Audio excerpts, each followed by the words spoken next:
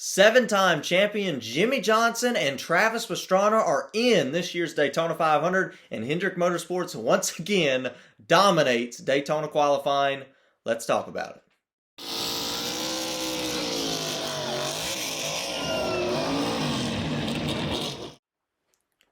Hello everybody, welcome to Dirty Air. I'm your host Alex Lambert, and let's talk about qualifying for this year's Daytona 500. Alex Bowman is once again on the front row for the sixth consecutive year. Jimmie Johnson and Travis Pastrana have made the big race. They are in this year's Daytona 500. Let's go ahead and get into an exciting night in Daytona. We finally started out speed weeks. It's Wednesday night. We're finally seeing some on-track action in Daytona, and it's exciting. The 2023 NASCAR season is here, and the Daytona 500 itself is just around the corner. But we have to talk about qualifying. Let's go ahead and get right on into it. First off, we're going to talk about Alex Bowman being on the front row for the sixth consecutive season. I feel like I talk about this every year. Hendrick Motorsports has once again dominated the Daytona 500 qualifying.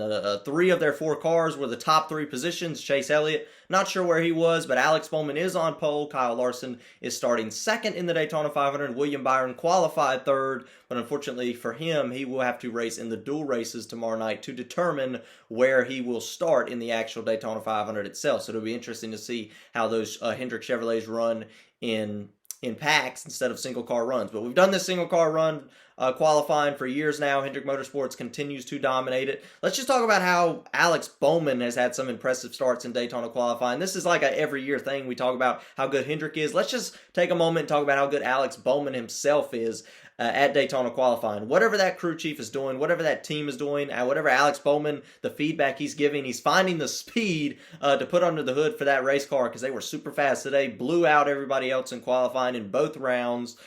He was definitely the favorite going into that last round to get the pole. He did by a fairly sizable margin, a pretty good size margin. He won the pole for this race. But this is Alex Bowman's third pole in the last 6 years, so his third career pole in the Daytona 500. Remember, he has not raced in a competitive Hendrick car for that many years of his career. And this is his sixth consecutive front row start in the Daytona 500. And it's actually flopped from last year. He was starting second last year to Kyle Larson. This year, Kyle Larson will start second to Alex Bowman. So just impressive stats alone there. I think it's really cool. He gets a trophy. You get a trophy for starting on pole. This will be his third Daytona 500 pole trophy. And that's exciting. By the way, this will be I believe the 10th year in a row, ever since 2012, that Hendrick Motorsports has won the pole, or a Chevrolet has won the pole for the Daytona 500. 9 of those being Hendrick Chevrolets. The only exception to it being a Hendrick Chevy was when Ricky Stenhouse Jr. won the pole in 2017. That was with a Hendrick Motorsports engine. So I think we have it. I think it's pretty down pat that Hendrick Motorsports dominates the single car runs at Daytona every single year. Whatever they do in the shop, they find every little bit they can to find an advantage. We saw the lap times were a little bit closer this year than we have in years past, and that was obviously fun to watch. Definitely had to get everything you could out of the race car to get the pole, but once again, Alex Bowman on the pole and Kyle Larson starting second this year at Daytona. William Byron qualified third. Like I said, Chase Elliott, not sure what happened to him. He did not make the final round in qualifying, but it'll be interesting to see. He might have a better handling race car, which will be fun to watch tomorrow night. In the dual races, we'll have to see how Chase Elliott's car handles in traffic. It could handle better in traffic. We see plenty of times how maybe sometimes the fastest car doesn't handle that well in pack racing or in traffic as much. So it'll be interesting to see how that works for Chase Elliott tomorrow night in the dual races. I do want to talk about the open cars that we had tonight, because we had 2 open cars. We have 6 open cars total. We have 2 of them that can qualify in tonight. Both of those drivers were Jimmie Johnson and Travis Pastrana, which is interesting. Jimmie Johnson, obviously, that Chevrolet engine under the hood for the new Legacy Motor Club, his race team. I think it was no shock to everybody that he was able to qualify in. I think everybody was a bit excited to see Travis Pastrana in as well. Obviously, somebody who's fairly popular in today's world, especially amongst young people. And you can tell he took that very seriously. He's really serious about running this Daytona 500. He's really excited that he made it. He was a happy guy when he found out he was in the Daytona 500. So those two, Jimmie Johnson, Travis Pastrana, have qualified in on their lap times tonight. So they are in the Daytona 500. They will race tomorrow in the dual races to determine their starting position. But we do have 4 open cars remaining. Those cars being obviously Chandler Smith, who actually today in qualifying, he was supposed to be the first car to go out, had some type of electrical failure, had a way slower lap time than everybody else when he did get to run his lap. So Chandler Smith will obviously have to race in the dual race tomorrow to try to get in. The drivers he will have to beat will be Connor Daly, who in qualifying today had an electrical issue before his lap started, so he actually got a DNS. He did not even get to attempt a qualifying lap.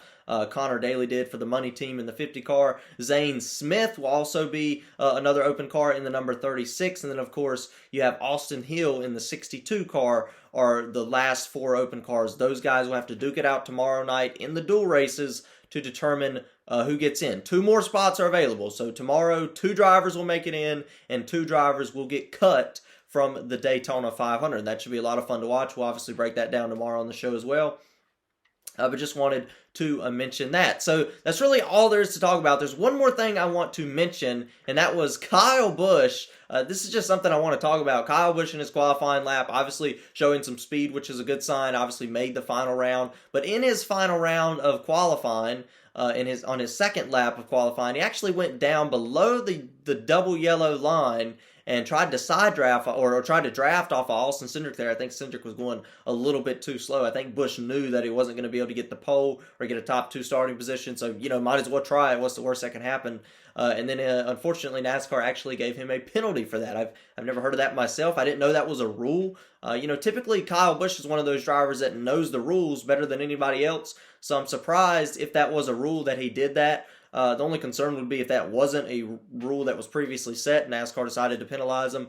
Not sure how that works there, but I just saw a lot of people talking about that online, and I thought it was interesting as well. I didn't know that would be a penalty. I know Kyle Busch has tried that in qualifying before at other racetracks. I remember him very vividly doing that at the Indianapolis Oval race a few years back on his qualifying lap as well. I do remember that he made an attempt to do that.